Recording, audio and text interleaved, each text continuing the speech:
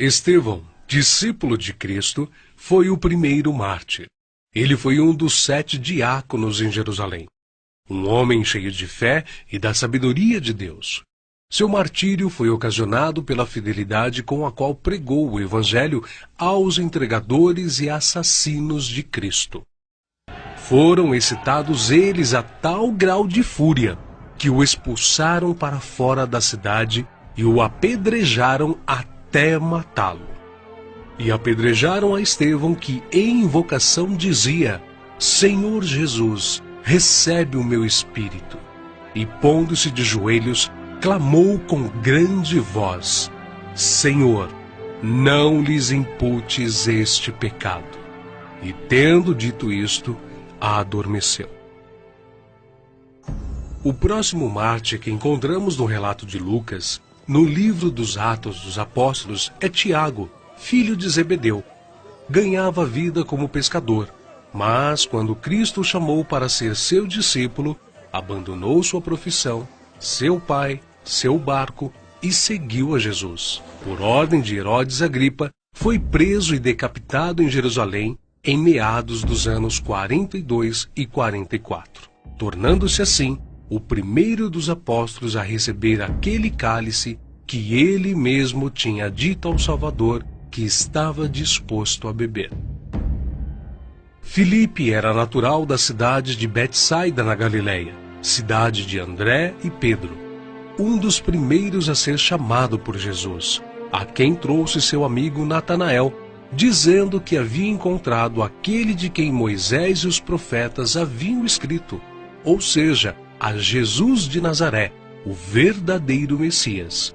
Historiadores afirmam que Filipe pregou na Frígia e foi apedrejado em Hierápolis. Tiago, chamado Menor, filho de Alfeu, evangelizou nas regiões da Palestina e no Egito.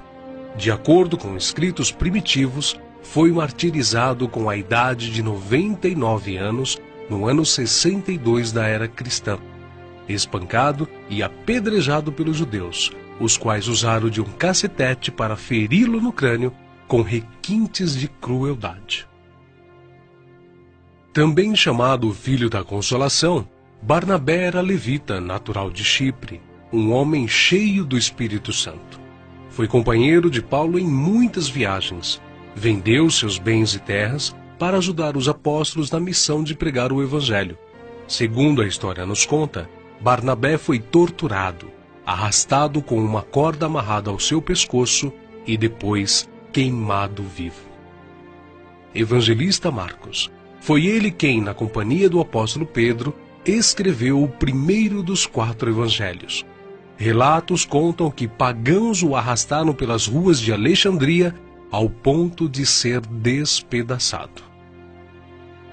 Simão Pedro era pescador em Cafarnaum, onde morava com sua sogra. Seu irmão André o levou até Cristo.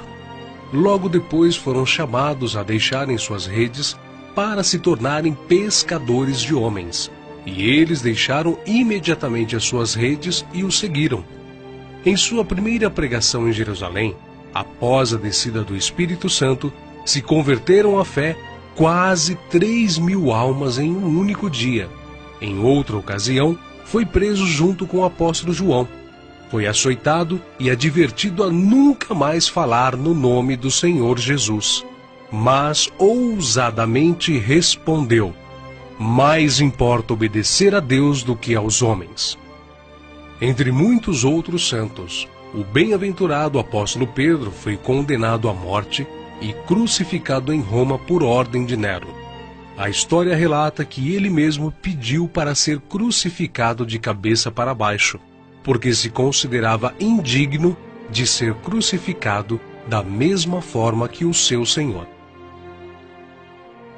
Saulo, depois nomeado Paulo, nasceu na cidade romana de Tarso. Era de descendência judaica, hebreu da tribo de Benjamim. Era um homem culto, discípulo de Gamaliel, fariseu e, sendo extremamente zeloso da lei do Monte Sinai, perseguiu furiosamente a Igreja de Cristo.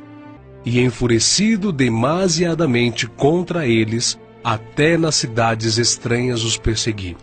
sobre o que indo então a Damasco, com poder e comissão dos principais dos sacerdotes, ao meio-dia, ó rei, vi no caminho uma luz do céu que excedia o esplendor do sol, cuja claridade me envolveu a mim e aos que iam comigo. E caindo nós todos por terra, ouvi uma voz que me falava, e em língua hebraica dizia: Saulo, Saulo, por que me persegues? Dura coisa te é recalcitrar contra os aguilhões. E disse eu: Quem é, Senhor? E ele respondeu: Eu sou Jesus a quem tu persegues. Mas levanta-te e põe-te sobre teus pés, porque te apareci por isto, para te pôr por ministro e testemunha, tanto das coisas que tens visto, como daquelas pelas quais te aparecerei ainda. Paulo, que antes era perseguidor, passou a ser perseguido. De nobre, tornou-se pobre, ao ponto de passar fome, nudez, perigos e não ter pousada certa. Ele enfrentou e venceu pelo poder do Evangelho os espíritos malignos, os mágicos, os filósofos e os falsos profetas.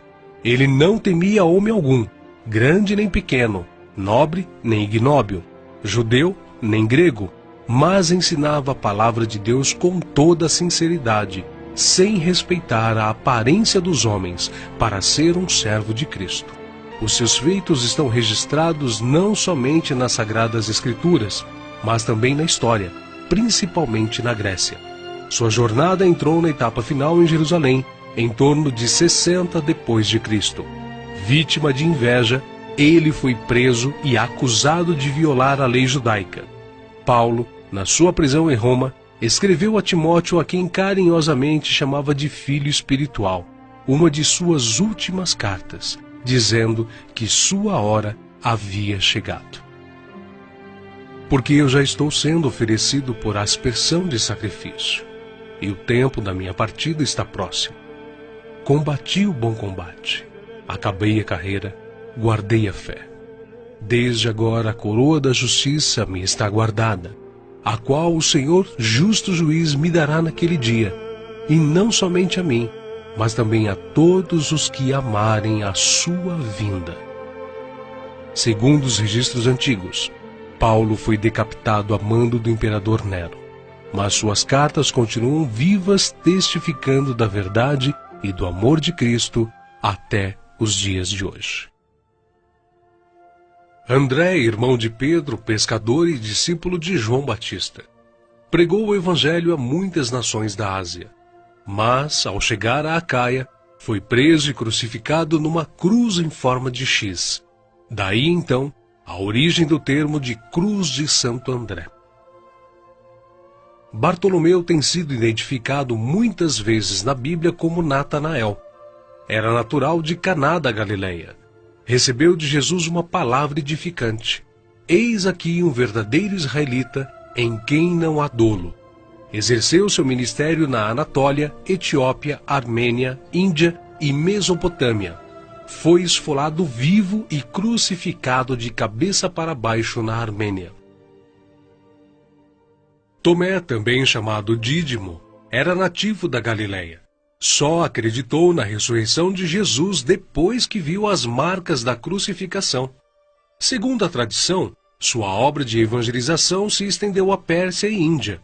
Consta que seu martírio se deu por ordem do rei de Milapura, na cidade indiana de Madras, no ano 53 da era cristã.